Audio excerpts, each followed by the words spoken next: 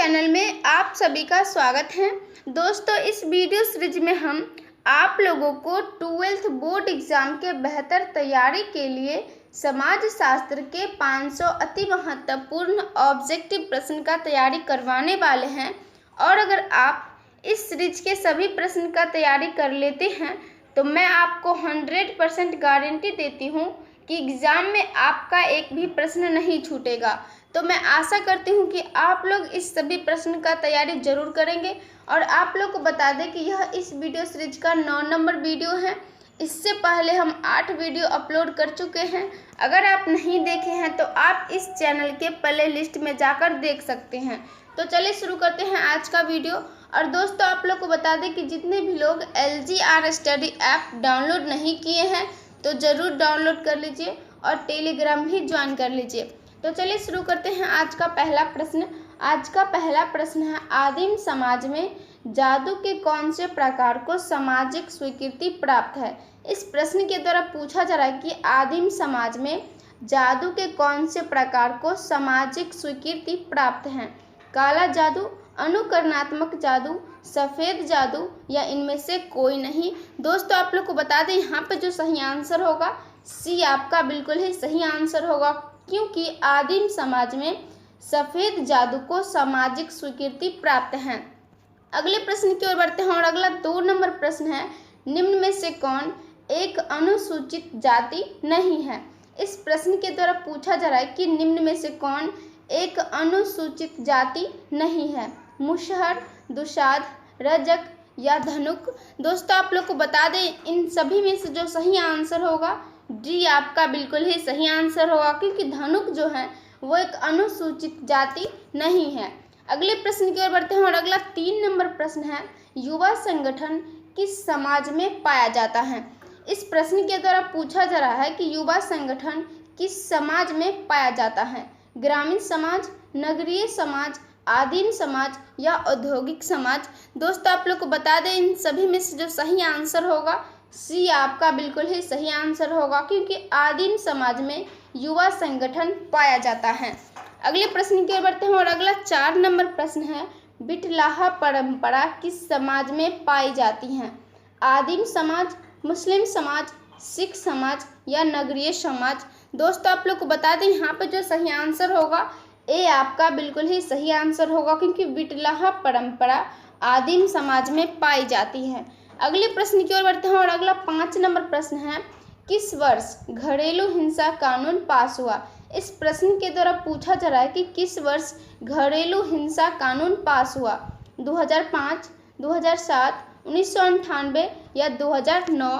दोस्तों, आप लोग को बता दें इन सभी में से जो सही आंसर होगा ए आपका बिल्कुल ही सही आंसर होगा, क्योंकि वर्ष 2005 में घरेलू हिंसा कानून पास हुआ। अगले प्रश्न की ओर बढ़ते हैं और अगला 6 नंबर प्रश्न है, निम्न में से किनके प्रयास से सती प्रथा उन्मूलन संभव हुआ। इस प्रश्न के द्वारा पूछा जा रहा है कि निम्न में से किनके प्रयास से सती प्रथा उन्मूलन संभव हुआ। राम मोहन राय, रमाबाई, विनोबा भावे या राम मनोहर लोहिया। दोस्तों, आप लोग को बता दें इन सभी में से जो सही आंसर होगा ए आपका बिल्कुल ही सही आंसर होगा, क्योंकि राम मोहन राय के प्रयास से सती प्रथा उन्मूलन संभव हुआ। अगले प्रश्न की ओर बढ़ते हैं और अगला 7 नंबर प्रश्न है, 1856 में निम्न में से किनके प्रयास से विधवा विवाह कानून पारित हुआ। इस प्रश्न के द्वारा पूछा जा रहा है कि 1856 में निम्न में से किनके प्रयास से विधवा विवाह कानून पारित हुआ। राम मोहन राय, रमाबाई, ज्योतिबा फूले या ईश्वर चंद्र विद्यासागर। दोस्तों, आप लोग को बता दें यहाँ पे जो सही आंसर होगा ए आपका बिल्कुल ही सही आंसर होगा, क्योंकि वर्ष 1856 में राम मोहन राय के प्रयास से विधवा विवाह कानून पारित हुआ। अगले प्रश्न की ओर बढ़ते हैं और अगला 8 नंबर प्रश्न है, संयुक्त राष्ट्र संघ द्वारा अंतर्राष्ट्रीय महिला दिवस कब मनाया गया। इस प्रश्न के द्वारा पूछा जा रहा है कि संयुक्त राष्ट्र संघ द्वारा अंतर्राष्ट्रीय महिला दिवस कब मनाया गया। दोस्तों, आप लोग को बता दें यहाँ पे जो सही आंसर होगा ए आपका बिल्कुल ही सही आंसर होगा, क्योंकि संयुक्त राष्ट्र संघ द्वारा अंतर्राष्ट्रीय महिला दिवस 1975 से 1985 के बीच मनाया गया। अगले प्रश्न की ओर बढ़ते हैं और अगला 9 नंबर प्रश्न है, प्रधानमंत्री रोजगार योजना किस क्षेत्र के युवाओं को रोजगार प्रदान करता है? इस प्रश्न के द्वारा पूछा जा रहा है कि प्रधानमंत्री रोजगार योजना किस क्षेत्र के युवाओं को रोजगार प्रदान करता है? ग्रामीण क्षेत्र, ग्रामीण एवं नगरीय क्षेत्र या आदिवासी क्षेत्र। दोस्तों आप लोग को बता दें, इन सभी में से जो सही आंसर होगा बी आपका बिल्कुल ही सही आंसर होगा, क्योंकि प्रधानमंत्री रोजगार योजना ग्रामीण एवं नगरीय क्षेत्र के युवाओं को रोजगार प्रदान करता है। अगले प्रश्न की ओर बढ़ते हैं और अगला 10 नंबर प्रश्न है, जातीय पूर्वाग्रह का क्या अर्थ है? इस प्रश्न के द्वारा पूछा जा रहा है कि जातीय पूर्वाग्रह का क्या अर्थ है। दोस्तों आप लोग को बता दें, यहाँ पे जो सही आंसर होगा डी आपका बिल्कुल ही सही आंसर होगा, क्योंकि किसी जाति से संबंधित अवैज्ञानिक एवं गलत अवधारणा जातीय पूर्वाग्रह का अर्थ है। अगले प्रश्न की ओर बढ़ते हैं और अगला 11 नंबर प्रश्न है, अनुसूचित जनजाति के कल्याण हेतु कौन सा स्वैच्छिक अभिकरण सबसे अधिक महत्वपूर्ण ढंग से कार्यरत है?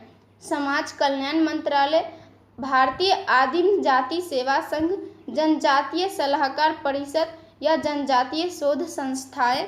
दोस्तों आप लोग को बता दें, इन सभी में से जो सही आंसर होगा बी आपका बिल्कुल ही सही आंसर होगा, क्योंकि भारतीय आदिम जाति सेवा संघ अनुसूचित जनजाति के कल्याण हेतु स्वैच्छिक अभिकरण सबसे अधिक महत्वपूर्ण ढंग से कार्यरत हैं। अगले प्रश्न की ओर बढ़ते हैं और अगला 12 नंबर प्रश्न है, भारत में जनसंख्या की दृष्टि से कौन सा अल्पसंख्यक समूह सबसे छोटा है? इस प्रश्न के द्वारा पूछा जा रहा है कि भारत में जनसंख्या की दृष्टि से कौन सा अल्पसंख्यक समूह सबसे छोटा है? ईसाई, सिख, जैन या बौद्ध। दोस्तों आप लोग को बता दें, इन सभी में से जो सही आंसर होगा सी आपका बिल्कुल ही सही आंसर होगा, क्योंकि भारत में जनसंख्या की दृष्टि से जैन अल्पसंख्यक समूह सबसे छोटा है। अगले प्रश्न की ओर बढ़ते हैं और अगला 13 नंबर प्रश्न है, मुस्लिम समाज में व्यापक पैमाने पर सुधार आंदोलन कार्य किसने किया? इस प्रश्न के द्वारा पूछा जा रहा है कि मुस्लिम समाज में व्यापक पैमाने पर सुधार आंदोलन का कार्य किसने किया?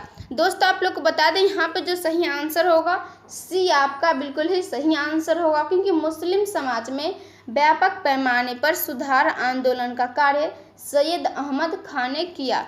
अगले प्रश्न की ओर बढ़ते हैं और अगला 14 नंबर प्रश्न है, पूर्वाग्रह की सीख सर्वप्रथम व्यक्ति को कहाँ से होती है? इस प्रश्न के द्वारा पूछा जा रहा है कि पूर्वाग्रह की सीख सर्वप्रथम यानी सबसे पहले व्यक्ति को कहाँ से होती है? परिवार, जाति, समुदाय या बाजार। दोस्तों आप लोग को बता दें, यहाँ पे जो सही आंसर होगा ए आपका बिल्कुल ही सही आंसर होगा, क्योंकि पूर्वाग्रह की सीख सर्वप्रथम व्यक्ति को परिवार से होती है। अगले प्रश्न की ओर बढ़ते हैं और अगला 15 नंबर प्रश्न है, पूर्वाग्रह लोगों के किस स्तर को प्रभावित करता है?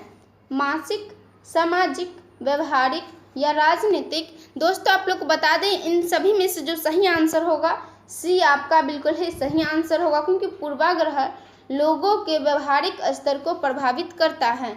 अगले प्रश्न की ओर बढ़ते हैं और अगला 16 नंबर प्रश्न है, निम्नलिखित में कौन सी समस्या भारतीय नारियों की नहीं है?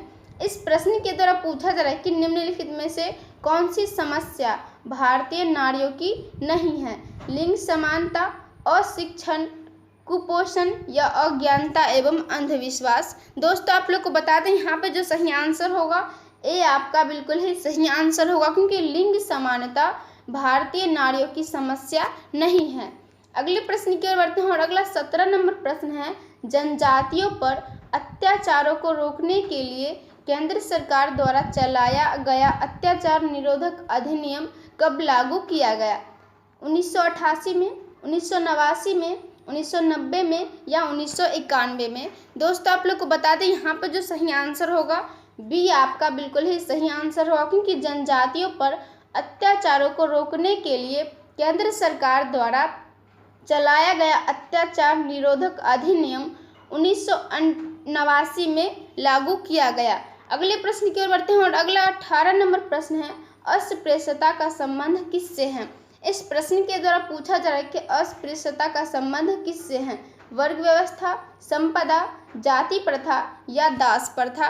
दोस्तों आप लोग को बता दें, यहाँ पर जो सही आंसर होगा सी आपका बिल्कुल ही सही आंसर होगा, क्योंकि अस्पृश्यता का संबंध जाति प्रथा से है। अगले प्रश्न की ओर बढ़ते हैं और अगला 19 नंबर प्रश्न है, भारत में अल्पसंख्यकों के अंतर्गत कौन नहीं आते हैं।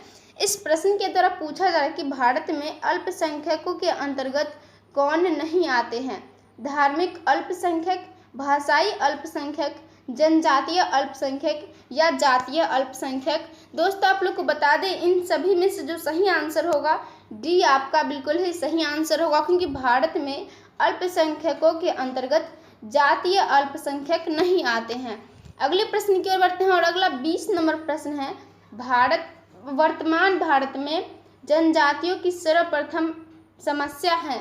इस प्रश्न के द्वारा पूछा जा रहा है कि वर्तमान भारत में जनजातियों की सर्वप्रमुख समस्या है निर्धनता, बाल मजदूरी, आवास या पर संस्कृति ग्रहण। दोस्तों आप लोग को बता दें, इन सभी में से जो सही आंसर होगा डी आपका बिल्कुल ही सही आंसर होगा, क्योंकि वर्तमान भारत में जनजातियों की सर्वप्रमुख समस्या पर संस्कृति ग्रहण है। अगले प्रश्न की ओर बढ़ते हैं और अगला 21 नंबर प्रश्न है, भारत सरकार द्वारा अनुसूचित जातियों की अधिकृत अनुसूची कब लागू की गई। इस प्रश्न के द्वारा पूछा जा रहा है कि भारत सरकार द्वारा अनुसूचित जातियों की अधिकृत अनुसूची कब घोषित की गई। सन 1955, सन 1950, सन 1935 या सन 1952। दोस्तों आप लोग को बता दें, इन सभी में से जो सही आंसर होगा सी आपका बिल्कुल ही सही आंसर होगा, क्योंकि भारत सरकार द्वारा अनुसूचित जातियों की अधिकृत अनुसूची सन 1935 में घोषित की गई। अगले प्रश्न की ओर बढ़ते हैं और अगला 22 नंबर प्रश्न है, अस्पृश्यता के मुख्य कौन कौन से आयाम होते हैं। इस प्रश्न के द्वारा पूछा जा रहा है कि अस्पृश्यता के मुख्य कौन कौन से आयाम होते हैं। बहिष्कार, अधीनता, शोषण या उपयुक्त सभी। दोस्तों आप लोग को बता दें, इन सभी में से जो सही आंसर होगा डी आपका बिल्कुल ही सही आंसर होगा, क्योंकि उपयुक्त सभी अस्पृश्यता के मुख्य आयाम होते हैं। अगले प्रश्न की ओर बढ़ते हैं और अगला 23 नंबर प्रश्न है, सरकारी स्कूलों में दलितों को दाखिल कराने के लिए अधिनियम कब बनाया गया। इस प्रश्न के द्वारा पूछा जा रहा है कि सरकारी स्कूलों में दलितों को दाखिल कराने के लिए अधिनियम कब बनाया गया। 1847, 1849, 1850 या 1852। दोस्तों आप लोग को बता दें, इन सभी में से जो सही आंसर होगा बी आपका बिल्कुल ही सही आंसर होगा, क्योंकि सरकारी स्कूलों में दलितों को दाखिल कराने के लिए अधिनियम 1849 में बनाया गया। अगले प्रश्न की ओर बढ़ते हैं और अगला 24 नंबर प्रश्न है, स्त्री पुरुष तुलना नामक पुस्तक के लेखक कौन है। इस प्रश्न के द्वारा पूछा जा रहा है कि स्त्री पुरुष तुलना नामक पुस्तक है, उनके लेखक कौन हैं।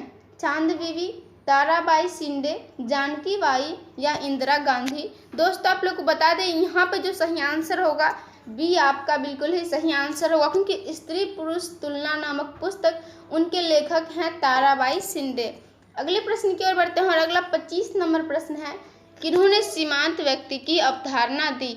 इस प्रश्न के द्वारा पूछा जा रहा है कि किन्होंने सीमांत व्यक्ति की अवधारणा दी। जॉनसन, मर्टन, पॉर्सन्स या मार्क्स। दोस्तों आप लोग को बता दें, यहाँ पर जो सही आंसर होगा बी आपका बिल्कुल ही सही आंसर होगा, क्योंकि मर्टन ने सीमांत व्यक्ति की अवधारणा दी।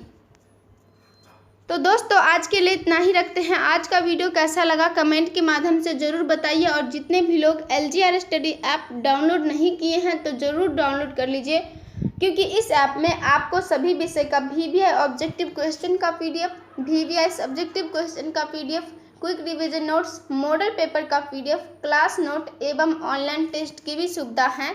तो मिलेंगे अगले वीडियो में, तब तक अपना ख्याल रखिए और LGR स्टडी देखते रहिए।